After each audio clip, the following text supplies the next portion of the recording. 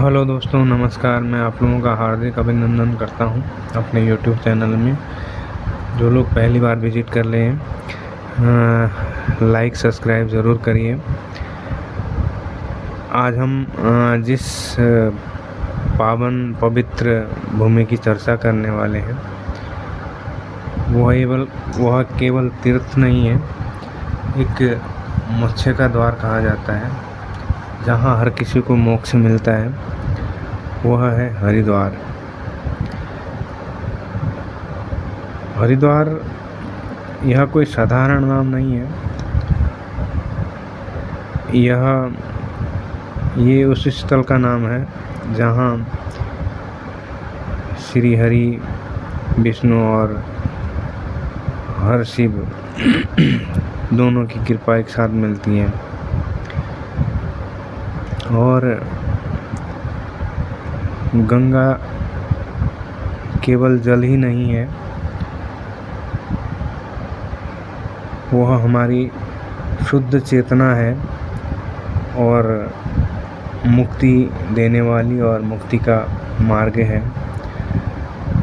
जिन पुराणों में कहा गया है, वर्णन किया गया है कि राजा भागीरथी जो थे, उन्होंने गंगा को धरती पर लाने के लिए मतलब कि एकदम घोर तप किया, अगण्य तप किया। और भगवान शिव ने गंगा मैया को अपनी जटाओं में धारण कर लिया, क्योंकि धरती माता जो है हमारी गंगा मैया की तेज धाराओं को सहन नहीं कर पाती। इसलिए शिव जी ने अपनी जटाओं में से होके गंगा मैया को धरती पर उतारा। शिव जी की जटाओं से होने के कारण जो गंगा की धाराएं हैं,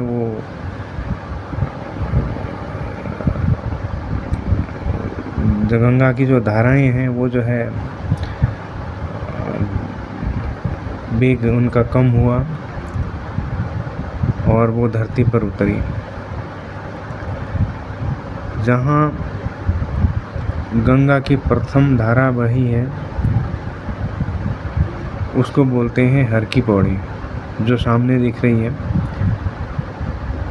वहीं से गंगा प्रथम बार जो है धरती पर आई थी, वही जगह हर की पौड़ी है। यही मोक्ष का संगम है। और हर की पौड़ी को कहा जाता है हरि के चरण, श्री हरि, जहाँ भगवान विष्णु ने पहली बार पग रखा था, अपना पैर रखा था। और आज भी वह चिन्ह वहाँ मौजूद है। जब हरिद्वार में संध्या होती है तो घंटों की ध्वनि, मंत्रों की गूंज और दीपों की रेखाएं गंगा जी की लहरों में झूमती है। और आरती में करोड़ों जन्मों की पीड़ा बह जाती है। हरिद्वार केवल गंगा की नहीं, शक्ति की भी भूमि है। और यहाँ मनसा देवी अपने जो श्रद्धालु होते हैं उनकी इच्छाओं को पूर्ण करने के लिए हमेशा तत्पर रहती है और उनकी इच्छाओं को पूर्ण करती है। दूसरी ओर चंडी देवी हैं, जिन्होंने राक्षसों का वध किया था और धर्म की रक्षा करी थी। श्रद्धा और शक्ति का यह संतुलन हमें बताता है कि केवल भक्ति से नहीं, संकल्प और साहस से भी मोक्ष की ओर बढ़ा जा सकता है। वहीं दूसरी ओर एक जगह है कनखल में, जहाँ राजा दक्ष प्रजापति ने यज्ञ किया था और भगवान भोलेनाथ, भगवान शिव को उस यज्ञ में आमंत्रित नहीं किया और उनका अपमान किया था। और वहीं माता सती से यह बर्दाश्त नहीं हुआ और उन्होंने वहाँ उसी यज्ञ में अपना आत्मदाह कर दिया। और शिव जी ने जो शिव जी का ही रूप एक अवतार है मानो वीरभद्र, उनको वीरभद्र को भेजा और वीरभद्र ने यज्ञ जो है विध्वंस कर दिया।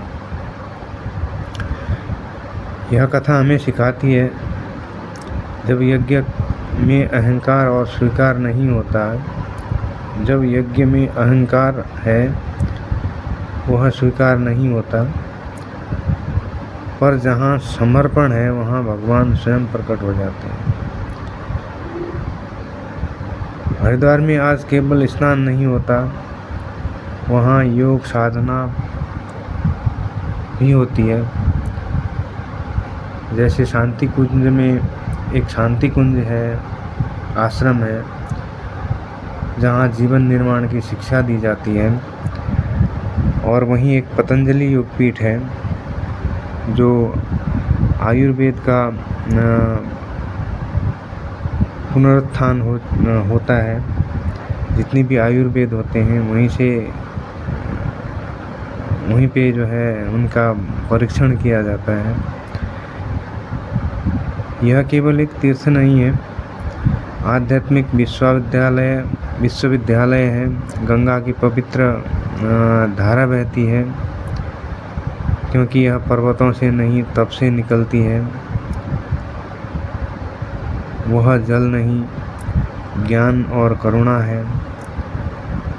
गंगा का दर्शन, स्पर्श और स्मरण तीनों से ही पुण्य मिलता है।